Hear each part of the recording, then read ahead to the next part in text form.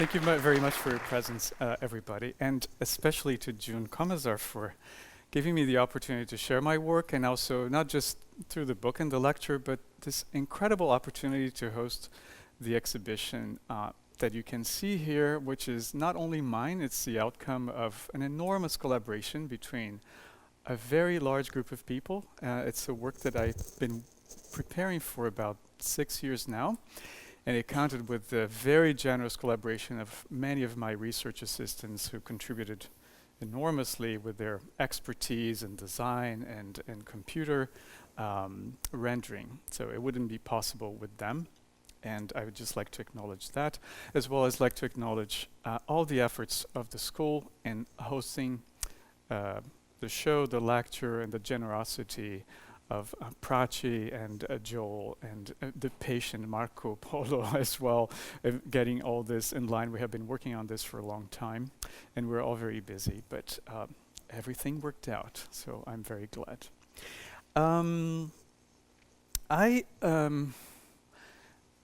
The way that I decided to describe Lina Bo Bardi, which is very difficult, I spent 12 years studying her and trying to summarize that in a very short time. And I will try to keep this shorter than an hour. I'll try to keep it at 45, 50 minutes so that you can enjoy the drinks and the exhibition. But trying to relate what I'm going to talk about and also the exhibition, I decided to name both Lina Bo Bardi 3 narratives. One is because the exhibition contains 3 different forms of discourse about Lina Bo Bardi. One of them is the book itself. You will see there is an object that you cannot touch, unfortunately, but the book is donated to the library, so you can come back and you can check it out. The other one is a video that you will see to the right side, which I prepared for two current exhibitions that are happening. One is the Architecture Museum Munich in Germany, and the other one is the Maxi in Rome. And this is a video documentary about Lina Bo Bardi's career as a curator and museum director. So it's a very specific part of her polymathic career. And the third narrative itself is a chronology or a timeline of the built work that she produced in Brazil between 1950 and 1989. And even though she wasn't able to build a lot in her life, there are only 17 buildings. There are many, many projects, and her career was very, very broad. But it's a summary of what she did as an architect. And to relate to that, but also to have a certain independence, the lecture I decided to organize it according to a Handel piece, which is called L'Allegro, il Penseroso, il Moderato, which is a very beautiful piece. And I think it also gives the tone of how I'd like to talk about Lina Bo Bardi with you. So the talk is separate in 3 different parts, and I will read a very two introductory parts of the book, so bear with me if I have to shift pages. And then I will just talk ad libitum about, that's the penseroso, that's the thinking one, which is myself, and how I spent all this time trying to figure out how to write about her and how to produce all this iconographic work. And then finally, Il Moderato, which is a little bit more introspective, which is a story that I'll read for you that I found out about her, a project that was unrealized but was extremely compelling. And I'd just like to share, for me, which was very emotional. And that would be the end of it. So I'll leave with you with the emotions. So just to start with, presenting a little bit of this incredible character, I generally describe Lina Bo Bardi for audiences who don't know her as the Frida Kahlo of architecture. I think that in the Americas, she has this incredible presence. As a woman, she was also married to a man who was very influential, as Diego Rivera was in Mexico. And they both had, Frida Kahlo and Lina Bo Bardi, very intense lives. They were very strong women. They're very talented. And even though Lina Bo Bardi did not have such a tragic life as Frida Kahlo had, I think they're 2 very significant women in the arts and culture around the world in the 20th century, especially in Latin America. What we know is Latin America, though I consider Quebec to be Latin America as well.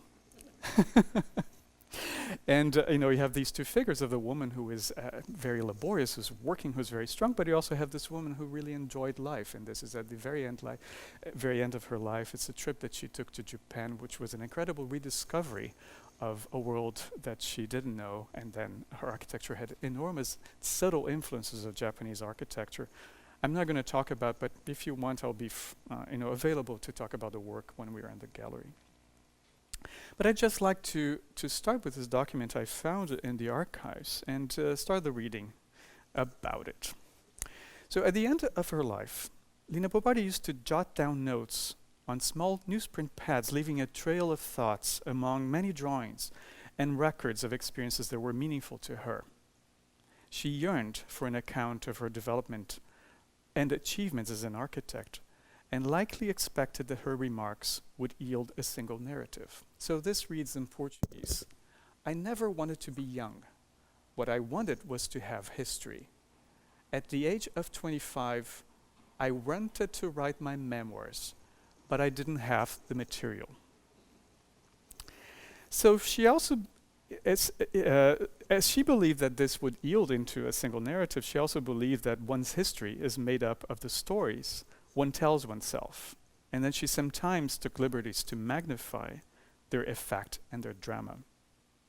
Among her later notes, she reported that at the age of 25, she had wanted to write her memoirs, and that as a young designer to be, she had resented not having a story to tell.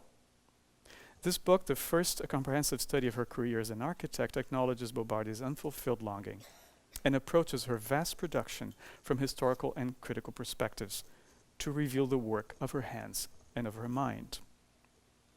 Written 2 decades after Lina Bo Bardi's death in São Paulo in 1992, and then, when I wrote the book, nearing the centenary of her birth in Rome on December 5th, 1914, this volume is published in commemoration. Above and beyond this tribute, it reminds readers of her nonconformist outlook as an insightful counterpoint to the self-indulgence and of the professional star system and of contemporary mass culture. At the core of her legacy as an architect is not a formal vocabulary, but an attitude, the search for an authenticity that could be collectively shared. And this is her masterpiece called Sesc Pompeia. Above all, this study, or this book, presents the vantage point of a probing mind of an individual, a designer, and an activist who approached architecture from varied and remarkable circumstances on 2 continents. Bo Bardi's actions offer examples of a critical framework for reassessing the uneven links modernity established with culture at large and with architecture and its recent history in particular. Her work and thought fostered the unstable relationship between modern and non-modern values and continuously reversed the relationship between the mainstream and its margins. She belonged to both of them. Her experience and accomplishments continue to offer empirical and theoretical analogies to contemporary challenges that designers face in a world undergoing global modernization, a world that struggles between the contraction of geographic dimensions and resources and the conflicting expansion of social practices and symbolic repertoires. Bo Bardi often spent long hours reflecting, talking, and making notes before she produced colorful drawings, hand drawings, her most intimate and powerful means of expression. More than a confident modernist architect, she was a skeptical modern designer and thinker. Instead of universal values, her complex work and writing unveiled the roles of plurality, otherness, and instability in the constitution of modernity. Instead of agreeable forms, she strived to embrace the contingency and spontaneity of life. She spent her own life in transit, navigating the contingencies of different locations and worldviews.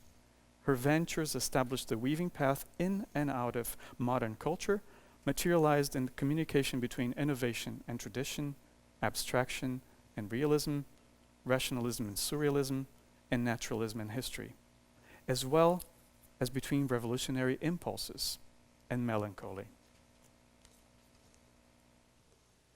Bo Bardi had been exposed to multiple contentious definitions of design and architecture since her early education. In the mid-1930s, when she began her professional education in Rome, the architecture culture of Italy was thriving, but with little consensus. By the time she graduated in 1939, however, Italian architecture was in crisis, and the nation was about to enter World War II.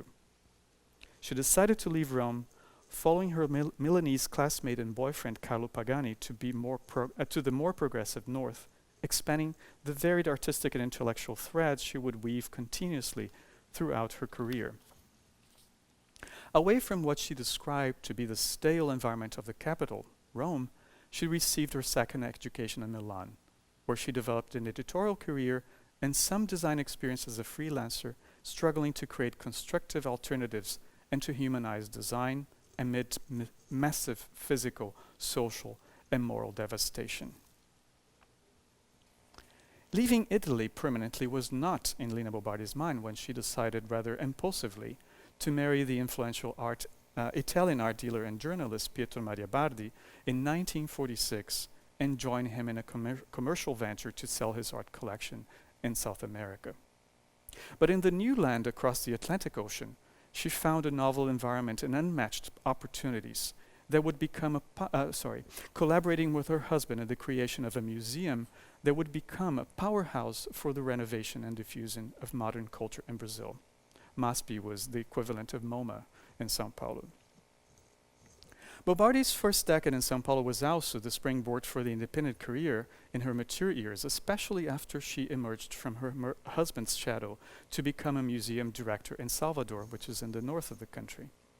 With innovative ideas about culture, design, and education, she entered an almost mythical region of the country, the Nordeste, or the Northeast, for which she developed a great cultural and intellectual affinity. The opportunities for cultural renewal that Bobardi encountered in this remote and archaic region offered her a stimulating context and new partnerships for materializing her long-time quest for an authentic expression of design and architecture. Personal and political conflicts, however, kept her from working in Salvador after the 1964 coup d'etat, which installed a 2-decade-long military regime in Brazil. Back in São Paulo, both disappointed and angry, Bobardi sought an alternative work. The new facilities for the museum directed by her husband kept her busy until it was completed in 1968.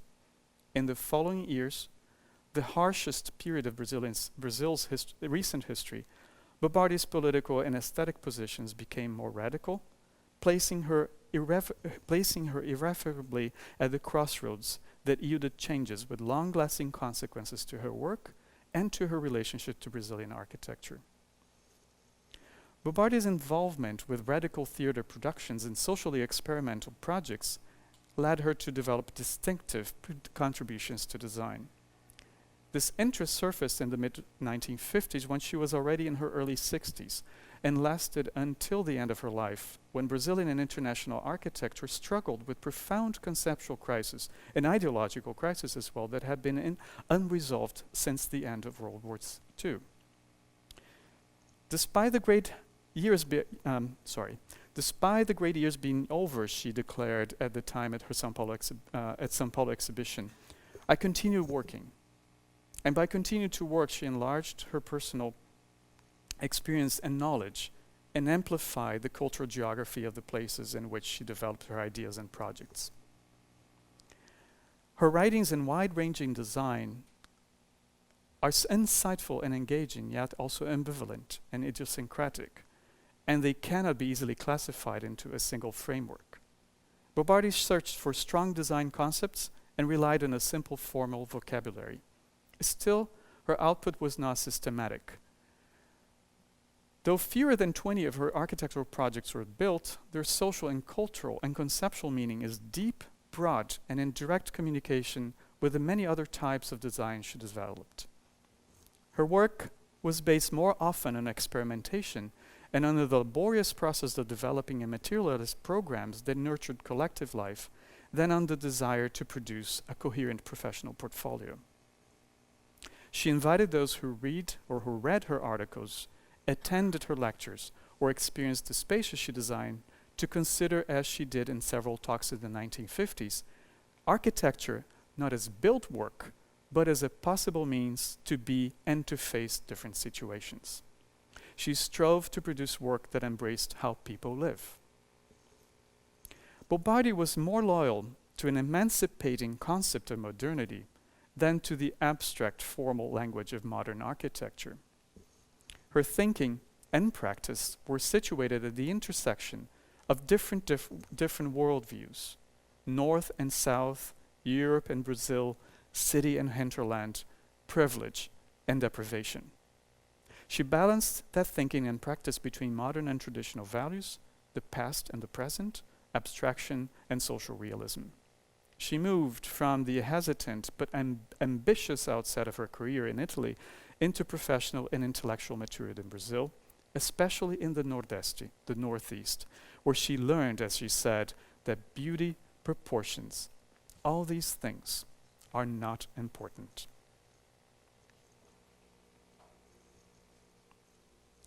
This book is likely not the history Bombardier would have told of herself out of many stories, but it acknowledges her rich imagination in adventurous action, the account of a designer dedicated to collective life, and a woman who was at the same time insightful and impudent, gloomy and restless. This study does not look for a single overarching insight about her life and work. Rather, it keeps alive the ambiguity she brought into her practice. To some who knew her, Bombardier struggled for her beliefs. To others, she was a troublemaker. As such, she was both part of the establishment and an outsider to it. She was an insurgent in noble garb. So this is the end of Act 1. Oops, what happened here? And I'd like just to talk more freely about what it was like to encounter this character who had been present in my life since I was an architecture student. When I went to college, I was 17 years old, and her masterpiece was under construction. And it took me a long time to approach it, not as a designer, but actually as a scholar, as a historian. And my first encounter with the material that was available in the archives, which contains thousands, literally, of documents that are distributed between Brazil and Italy, and there's even material in the United States in the Rockefeller archives. It was like finding a word in a language that I cannot read or that I cannot understand. And so I twisted it around, I rotated it, I tried to find some meaning in it, tried to separate it, tried to translate it, and finally start to find some familiarity and to break it down into some forms that for me were more acknowledgeable. And this brought me into question even the format of what I wanted to write about, how I could organize the documentation, how I could provide a narrative that was useful for other people and not just myself. Of course, we write books because we want to produce knowledge for ourselves, and then we share them with people. But since I was writing about such an important character whose work is so intriguing and idiosyncratic, I was always very careful to avoid this tension that exists. If you look at from a philosophical point of view, what do we produce when we produce discourse? And to try to move away from the myth around her, because she was very interested when she said that she wanted to have history. She was very invested herself in maximizing certain stories, changing some of them, to leave a memory, as she said, that the history of a person are the stories that the person tells herself. But you look at the documents, and the documents say something completely different sometimes. So how could I write this book without being an iconoclast, but at the same time avoiding my own opinions about it and trying to produce some kind of knowledge that would be helpful to other people? So in my mind it was to write a book that would avoid the hagiography, which is, for those who are familiar with this term, the history of the saints. I didn't want to mythologize Lina Bombardier. I wanted to do away with that. And instead I wanted to concentrate on the production of some kind of knowledge about her that would be useful for other scholars, for other architects, or just for someone who is interested in reading about a very interesting character. And I had in my, there was available to me the idea of producing either a monograph or a biography. And this is where the practicality of producing a book and talking to the editor who wants a monograph and the author wants the biography. So I tried to find somewhere in between. And so that this knowledge could be related to her work and to her life, so that would satisfy the curiosity of architects, but could also satisfy the curiosity of someone who's not an architect and actually is interested in the person herself. And how the work and the life can reveal the work of her mind and also the work of her hands, the action of her mind and the action of her hands. And as well, trying to contextualize this action and this thinking in her life as she lived it in 2 different countries in 5 different cities, but also try to bring her own experience, her thoughts and her emotions without psychologizing her into this big picture. So I created something of a challenge for me, but which was also very exciting. One of the challenges then in producing this knowledge was to produce a document that would be available, as I said, to other researchers, to architects, but also that would produce a certain language about how to convey this document, how to convey this story. Language understood in the sense that a language can have in a semantic way, but also the fact that many of the documents that are available to me were either in Portuguese and Italian. I was writing in English, which is not my native language. So there was an enormous effort of translating meaning and how to make this meaning available to readers without interfering too much with my own emotions and too much with my own opinions, which were the struggles I had sometimes facing what she was doing. And it was quite fascinating, in reading these thousands of documents, you find pearls in the middle of them. If you have done archival research before, there are moments of great excitement. And one of them was the story about her wanting to write her memoirs, and the other one is she was reading Foucault. And she spoke French, and she wrote, the history is that which transforms documents in monuments, which is Foucault's criticism of a certain kind of interpretation of history. And then she wrote below it, I believe exactly the opposite. And, this is a wonderful dialogue. She feels very comfortable in, criticizing Foucault.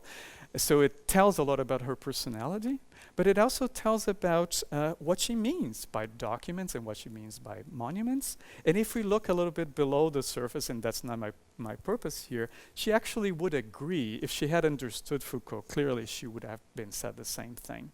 But the point for her is that she didn't want whatever buildings or even documents to be more than actually they should be. And this has to do with her experience being educated and growing up during fascism, where she saw Rome being completely transformed to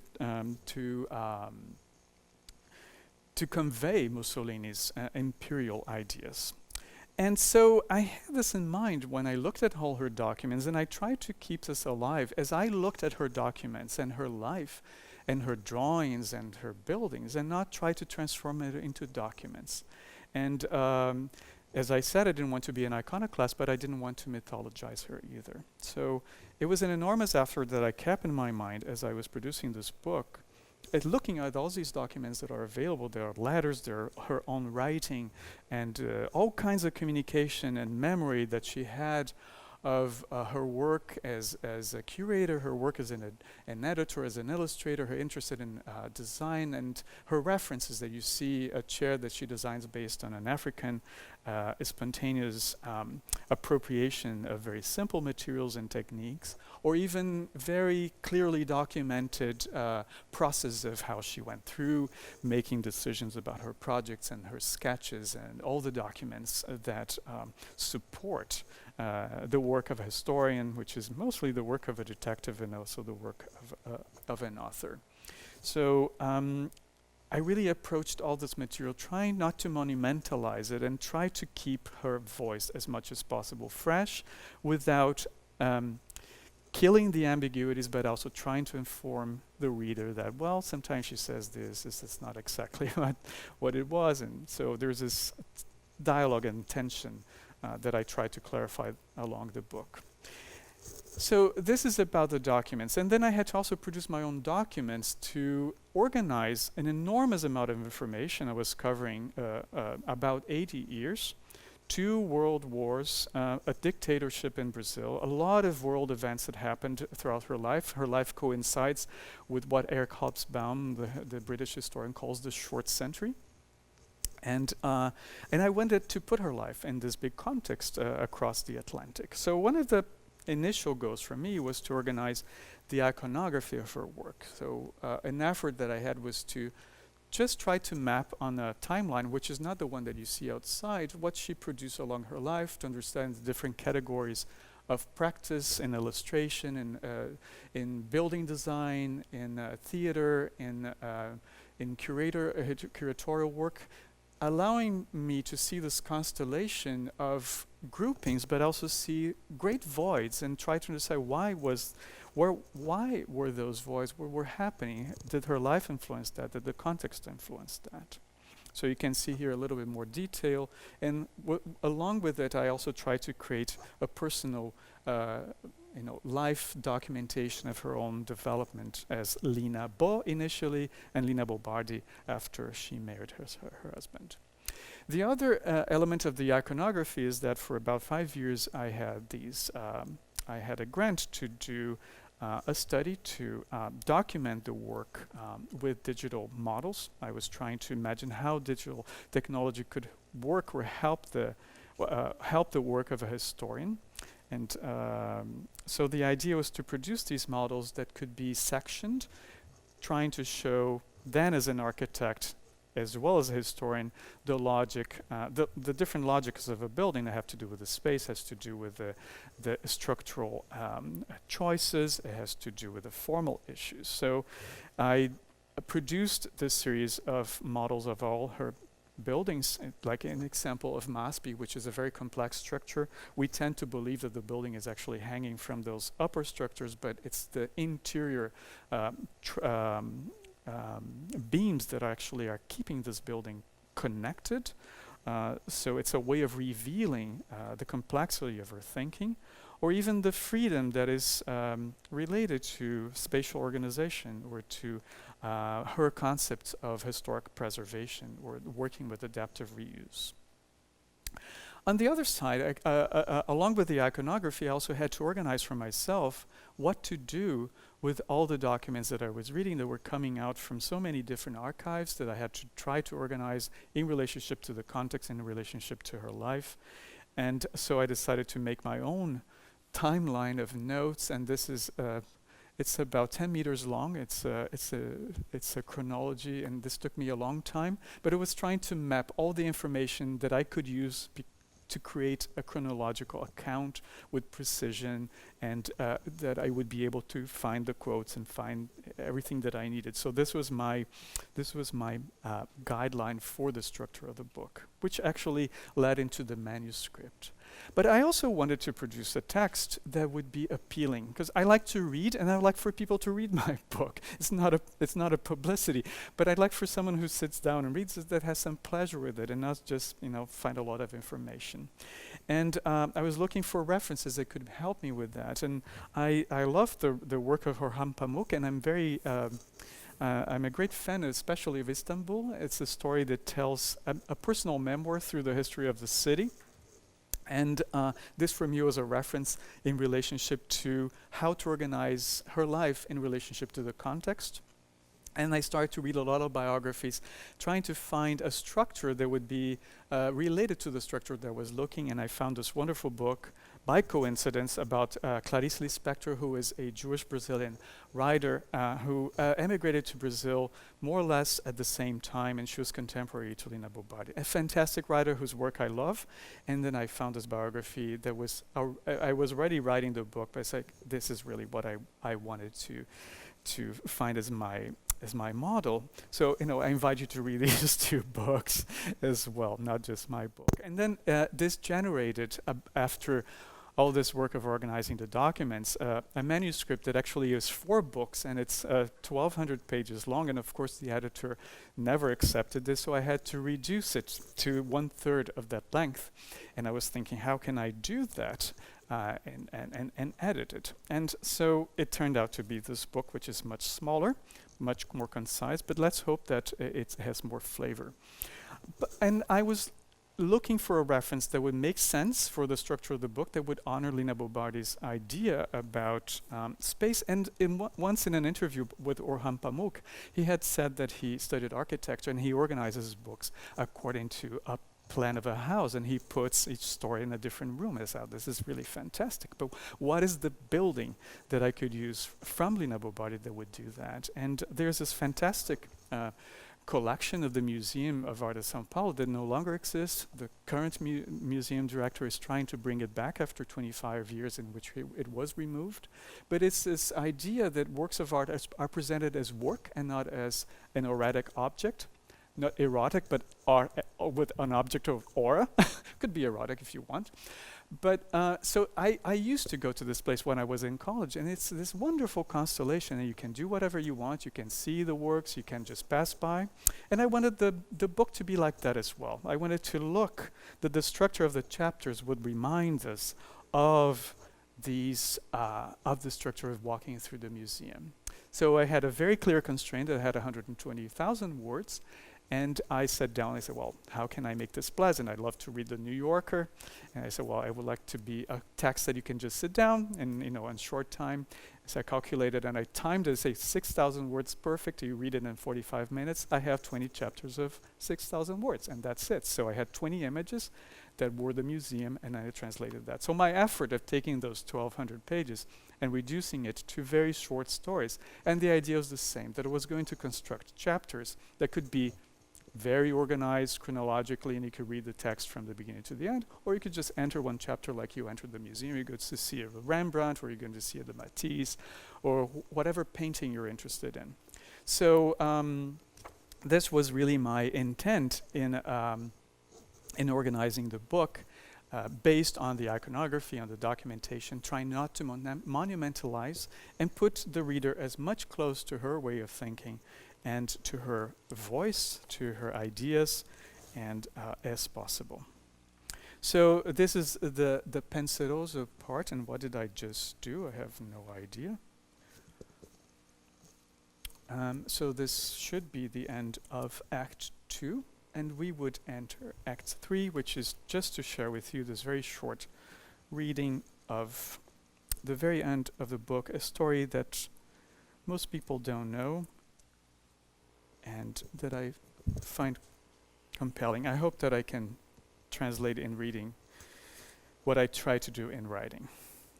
So this is a project that she did at the very end of her life, which is the last one. It's an old building in São Paulo. The idea was to remove this this viaduct and then be replaced, and the city hall would be moved into this building, which was designed by an Italian-Brazilian architect.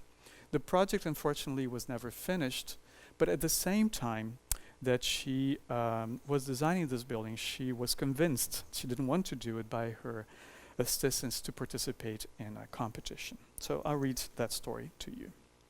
While developing the City Hall renovation, Bo Bardy's assistants persuaded her to lead their design team in a large national competition for the pavilion that would represent Brazil at the 1992 Universal Exposition of Seville in Spain. And just to remind you, she died in 1992. So this is the very end of her life. She was very ill. She was in a wheelchair, and those are the conditions that you have to keep in mind. Aside from not feeling well, she had reservations about competitions, especially because she did not believe in spectacular presentations driven by image rather than by content. Still, starting in January 1991, the team embraced the project's challenging task to address the celebration of the 500th anniversary of European exploration of the Americas since Christopher Columbus' first travels.